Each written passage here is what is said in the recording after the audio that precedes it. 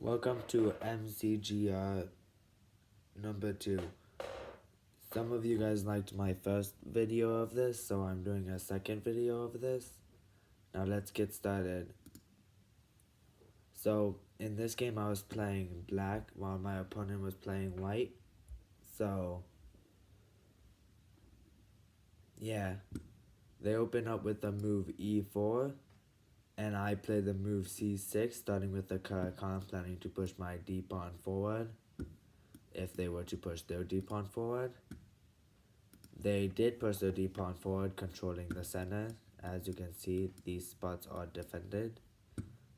And I finished the Karakan, and they move their they move their pawn forward 1 square, and I learned from a certain website that what I need to do is push this pawn up forward. So that is what I did. I pushed that pawn forward, hoping that it would take. He didn't take and instead played knight to f3, protecting both pawns so that if I were to take, he'd take, and then he'd have a knight in the center, and he'd be in a way better position to control the center.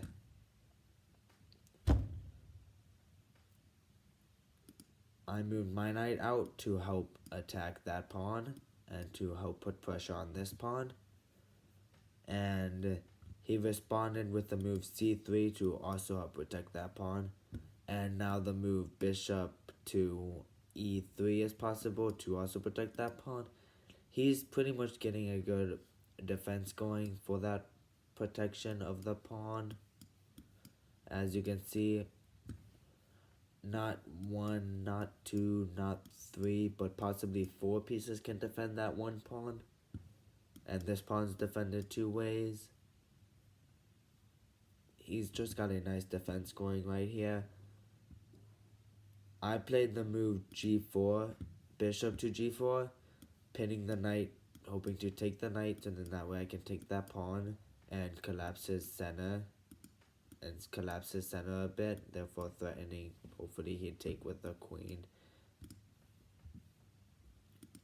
He pushes his h-pawn forward, and so I take his knight, he takes with his queen, I take with his pawn, he takes, and then I take, and therefore I'm threatening his queen, and I am in a better position, and I'm threatening a fork too. He does see that fork and moves his queen to d3, and I simply just move my knight back. And now I am up 1 point in material. Life is looking good for me. He moves his knight out to attack that pawn, and I push that pawn forward, so then his knight is no longer attacking, and I'm defended 2 ways. Even if like my queen was right here or something, he's still gonna take, because then my knight would just take. So, or if like my knight was like, let's say right here instead, then my queen would be defending. So, and then I'm looking at a knight take to on e5 too, so that pawn is not defended. But he moves his bishop out to help defend that pawn. I move e6. Don't really understand what I was thinking during that move. I think it was to prevent him from moving his pawn forward more.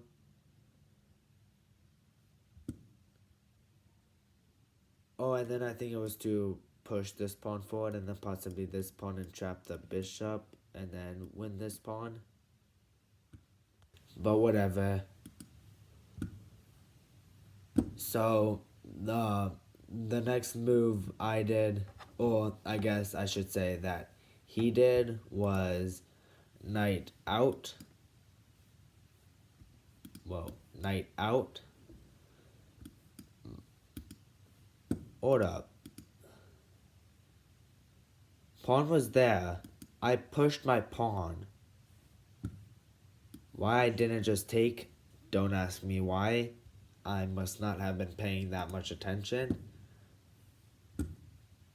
But yeah, he moves his knight away from my attack, and I move my bishop out to deliver a check. He moves his knight back to defend against the check. His best move could have been, nope, not to move right there, because then my pawn would have just taken.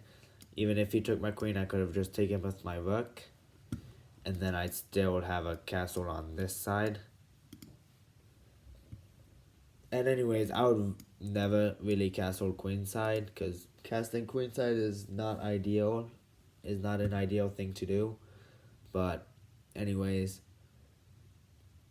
so he moves his knight to defend. I move my pawn to g5, threatening the bishop. He moves his bishop back. I move my queen out, hoping to do a little trade here. So then that way his king won't be able to castle. He moves his pawn out to defend.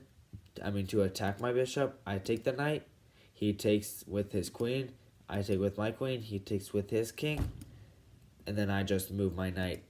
I just move my knight out, hoping to go there to protect this pawn a bit more and to threaten this bishop. And to be able to castle. So anyways, yeah. So he moves pawn to f4, targeting this free pawn. I can just push my pawn forward, because if he takes, then I take, and I'm just moving my knight closer to his attack. But instead I move my knight here, threatening the free bishop. He moves his bishop back, and I move my bishop to threaten his other bishop. He moves his pawn forward 2 spaces, and I take his other bishop, and he takes with his h rook,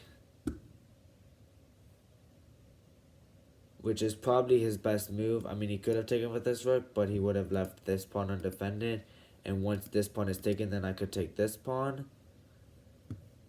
And I'm still looking at a very nice castle over here. So yeah, I move my pawn to a5, threatening his pawn. Take, and then I would just take his rook. Maybe he would take, I would castle, and then whatever he did, I would just take the pawn. Unless, of course, he were to move his rook back over there, protecting that pawn. He moves his pawn forward, and I just move my knight back. And he takes my free pawn at last, and I just move my knight in front of that pawn to prevent that pawn from going forward anymore. He advances his king forward, hoping to take this pawn, and I just move my rook to defend. Well, to defend. As you can see, it is defended. He moves his rook over there, maybe hoping to do a rook trade, but of course that would be a pretty bad idea, because I would just take a rook, and I would actually take that trade. I'm also looking at a very nice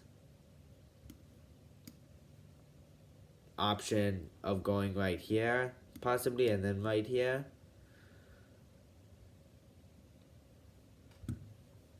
And then maybe right here, and then right here, and then right. Okay, no, that's just going around in circles, never mind. I castle at last, and he moves his rook down below, threatening this pawn. I don't worry about that pawn, because I know that there's nothing I'm going to be able to do to save those 2 pawns. Even if I push that pawn forward, he just moved there. Sure, I can move this rook over here and whatnot, but then he just takes this pawn. He en passants me, which I forgot that he can do that. So I move my king over, and at this point I thought I was done for because, I mean, he has 2 pawns deep in my territory. He has this pawn over here. I move my pawn, I advance my pawn forward more to help defend, and he just simply advances his king forward, most likely hoping to deliver a checkmate opportunity.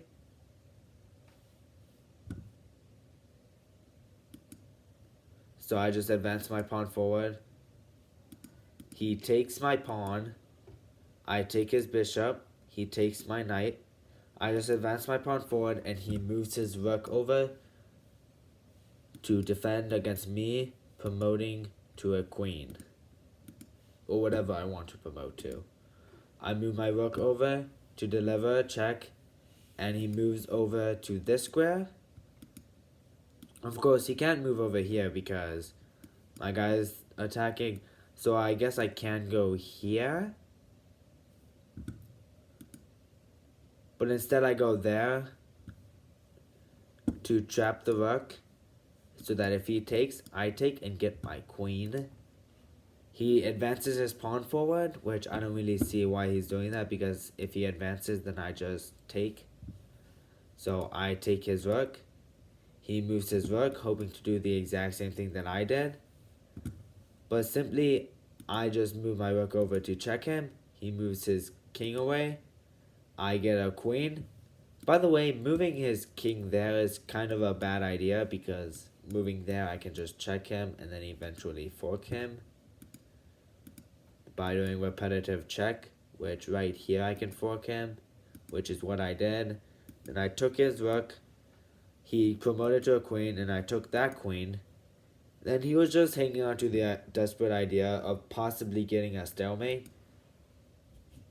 But I wasn't going to let that happen, so I moved my queen right there, preventing him from going over there, hoping to probably deliver a checkmate like this, maybe.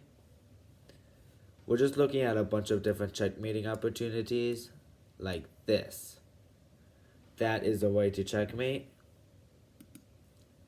But he moves his pawns forward, so that I can't really do anything with the rooks now. But I can move my rook over here and my rook right here, and deliver a checkmate that way, which is what I do. He's still hanging on to the desperate idea that he'll get a stalemate. I move my rook over, and it's checkmate in 1. Nothing he can do about it.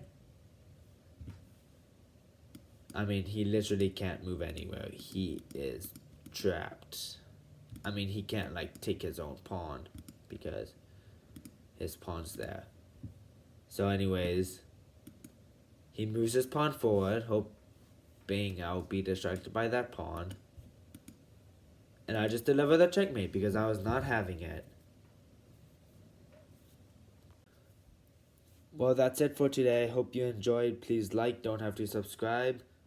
And that game was not actually that intense, not as intense as MCGR number 1, as I showed you in that video, but yeah, it was not intense at all. And this person should not have been rated 809 on chess.com, but it is what it is, and nothing you can really do about it. Now get out of here.